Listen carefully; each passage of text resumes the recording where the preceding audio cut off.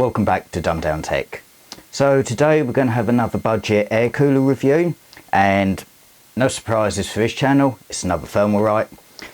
I keep coming back to this brand as I have not found fault with any of them at the moment, and this time I had to be a little bit careful as a friend of mine, his son PC needs an upgrade quite badly. So along with new processor, motherboard, pretty much the works, he was going to need a new cooler, and stick with what I know and go with a Thermalright.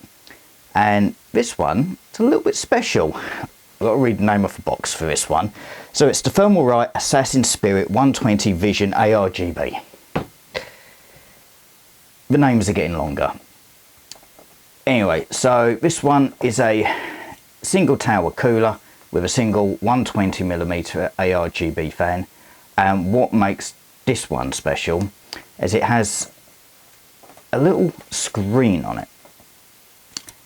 How well that screen's actually going to perform once it's in the build, we'll soon find out, but that screen actually measures 1.54 inches, so it's not particularly big, but I'm thinking if it just literally displays the CPU temperature or some very basic information, that's all you're going to want from it.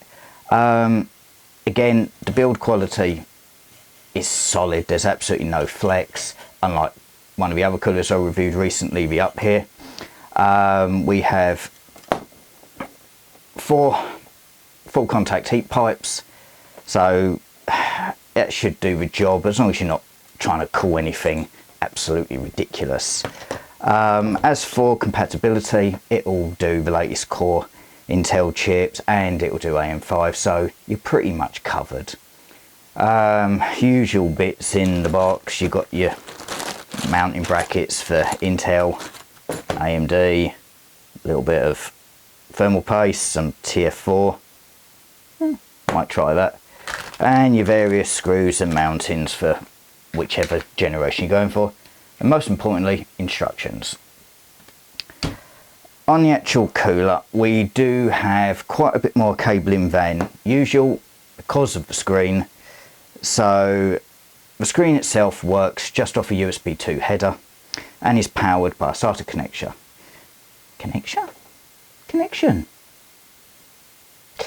It's late. And for the fan, again, standard 3-pin ARGB. You can tell it's late and I haven't even had a drink yet. And your PWM connectors. Now both of these are daisy chainable, which can help. And really there's not much more to be said apart from it's a tower cooler. And oh yeah, price. This is what surprised me. £36. £36 and you get a cooler with a screen in it. That works out $45 US roughly. But of course the screen and everything else doesn't matter if it doesn't do what it's supposed to do, which is keep a CPU cool. Let's find out if it actually manages to achieve that. Back in a minute.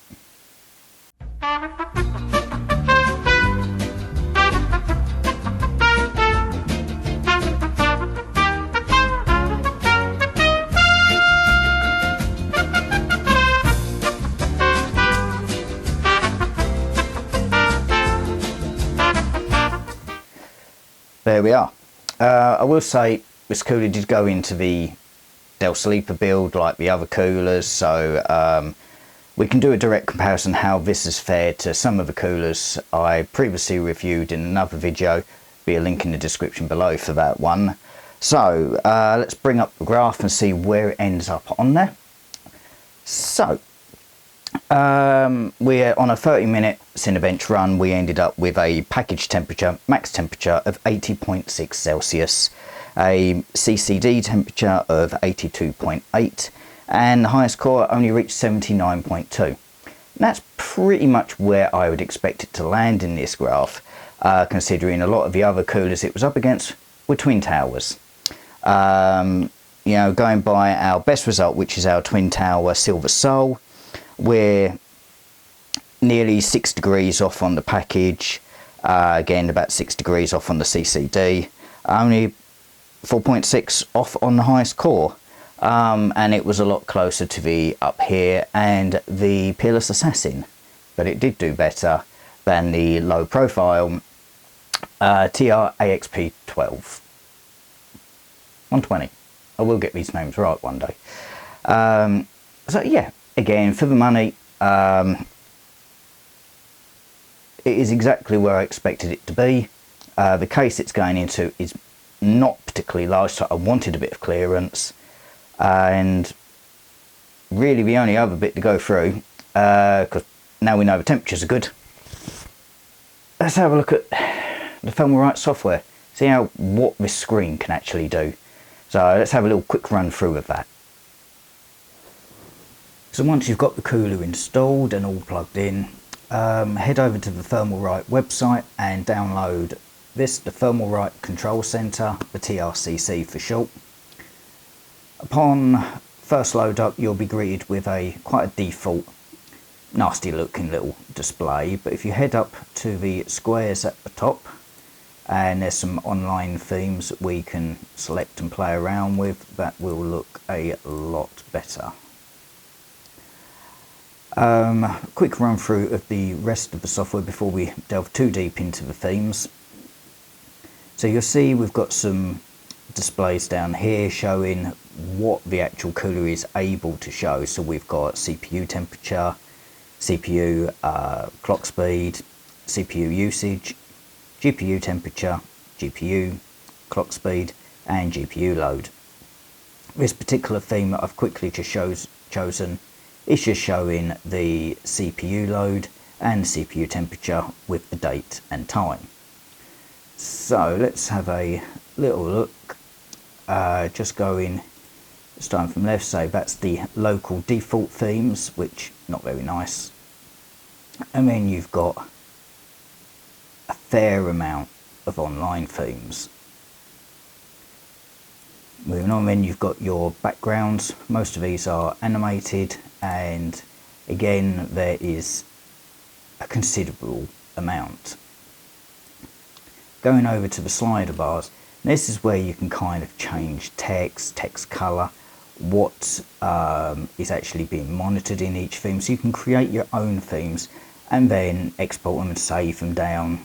If somebody else creates a theme you like, you can import it to your system, load up your own images and videos. So for this, like with the date and time, we can change this to a 12-hour, and then you have to play around with the size. If you want, unclick that and take time away. Also then you can change your fonts to pretty much whatever you like, and I've been quite impressed with this. I honestly thought from a company like Thermalright, considering this is budget, I honestly didn't think there was going to be much in the way of customization, but I have been pleasantly surprised by this. So we've got so much to choose from here. Really is pretty good. Takes a second to load up, but it's not bad.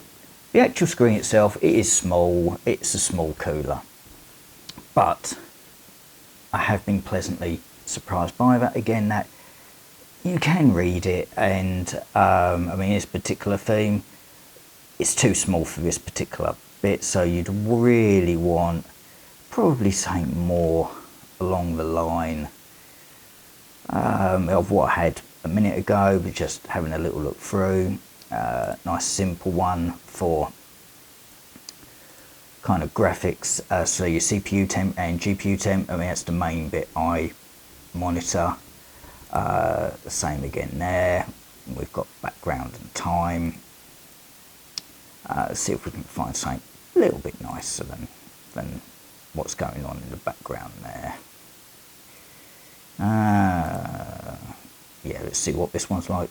So it is not bad overall. Program itself actually quite responsive. I'm not going to do too much of a deep dive into this, into theme creation and that as I let you guys play around with it.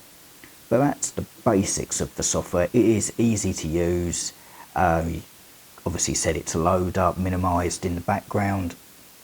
There are some help files online, and apart from that, there's not much more to say, but it does what it needs to do. So let's get into the roundup of this video. Right, let's do a quick roundup on this Thermalright Assassin's Spirit 120 Vision. I like it. £36, solid single tail cooler that does actually perform. Yeah, it's a little screen, but actually I think it did better than I expected. It was pretty clear, and you know, more customization in the software than I thought there would be. I will say, was a bit of a bugger. Downloading the software from the Thermalright website took forever just to load the page. Maybe something that they could look at, make things a little bit easier, because I honestly thought it wasn't going to work. Again, cooler, it's solid, it performs. You go to more expensive options, you will lose a lot of cables, make it a bit easier for yourself, but when you're talking down to a budget, you just want it to perform, do its basic function, and this basic function is just to keep your CPU cool enough so you do not lose any performance, and this manages it. So I hope that James likes it when it's in your system, and please, if you like this review, throw us a like, subscribe, you have the usual gubbins, and thanks for watching.